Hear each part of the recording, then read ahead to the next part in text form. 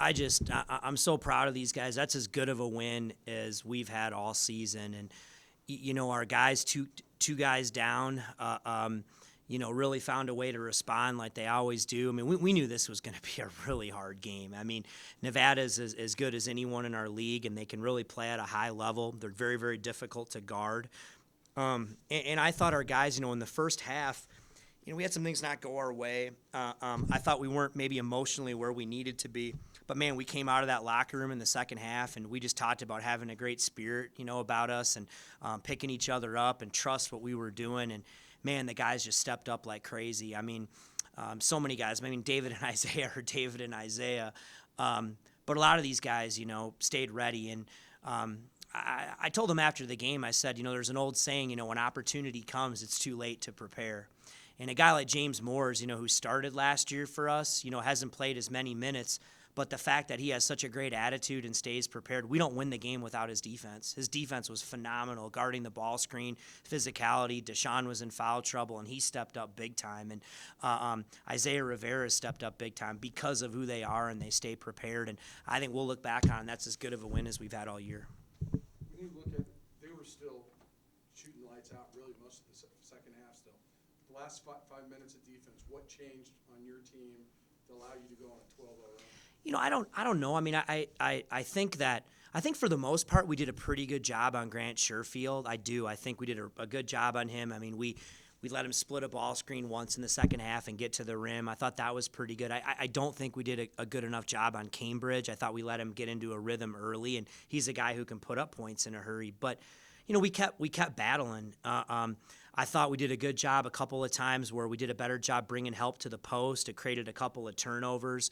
We kept our hands active. I mean, James had a great wall up there in the lane, and we took a couple charges when we needed to. And that's what these games are, man. They come down to, there's going to be a dogfight, and you just got to make a few more plays in your opponent. And down the stretch, we were tough-minded and found a way to get it done. You mentioned a little bit, DT gets in foul trouble. You start using him and James in tandem. James on the defensive end. What made you go to using them that way?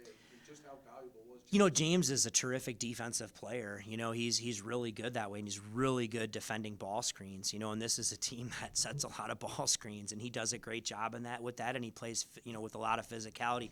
Obviously, I kind of gambled. DT picked up his third quickly in the second half. And I'm like, God, I thought about pulling him, but man, it's 17 and a half minutes to go. I'm going to trust him.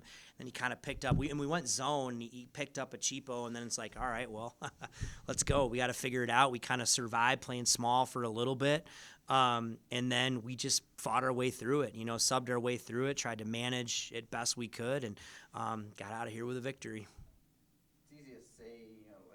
Be ready when your opportunity comes, but how difficult can that be for a guy like James that, like you say, is in a completely different role and he just shows up tonight? It's incredibly difficult, but it's such a valuable life lesson. It happens to all of us, at times, and you're going to get an opportunity. And again, it's too late to prepare when it comes. You got to be prepared. And that's what we preach to these guys. And it's very, very difficult to do, for all of us, and especially young people. But I think it's such a valuable lesson. And I just love as a coach when you see that pay off for a young man, that stays with it like that and just keeps buying in, and then they get their opportunity and they make the most of it. It's just, it's awesome stuff. And that's what these guys have done. We were playing 10 guys. Thank God we were, and because we needed them all. I think the first thing he said to us was, he had to be locked in on his scout. And, day in, day out, is he, clearly putting in the effort to be ready for this situation? Is that what you're seeing daily from him?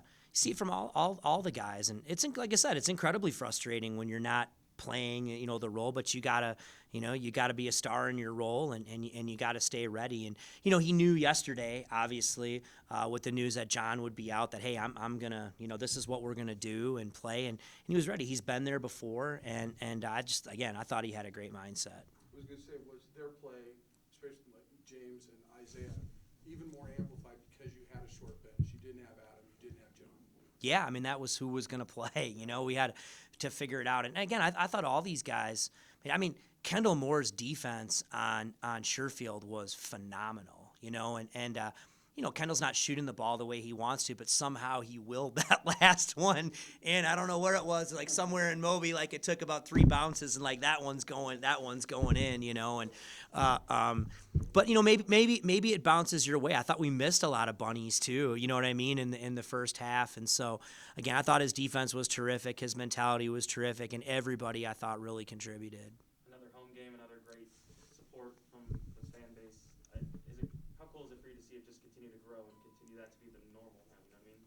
Other than winning, I think it's the best start in school history. Other than that, the thing I'm the most proud of is the fans and the community coming back to support us. And I can't tell you how good that feels. I walk out there, and it's an hour before tip, and the students are filling up. They're waiting to get in, and they're filling up, and students are full an hour before the game. Are you kidding me? That's what you want. I mean, that's building that culture and that program, and I'm so happy our guys delivered. And I don't know that we deliver without our fans. They make a huge difference for us, and the energy in Moby has been just awesome. The second half offensive performance, was there any big change, or was it kind of just quicker movement, both player and ball? We just told them to make more shots. Oh, okay. No, I think when they go in, right? No, I think we just.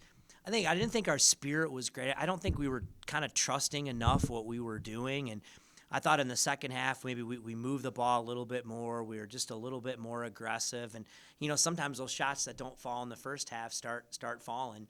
And, we got a lot of good players, too. And, Isaiah Stevens gets in a rhythm. It's difficult to stop. David Roddy can miss 4 shots in a row, but he's going to make the big one, and that's what those guys just play with a lot of confidence. And I think just staying with it that way and maybe trusting what we were doing a little bit more, you play 2 halves, right? And you play 40 minutes. And I think just sticking with it sometimes in the end, it evens out. Thank you. Mm-hmm.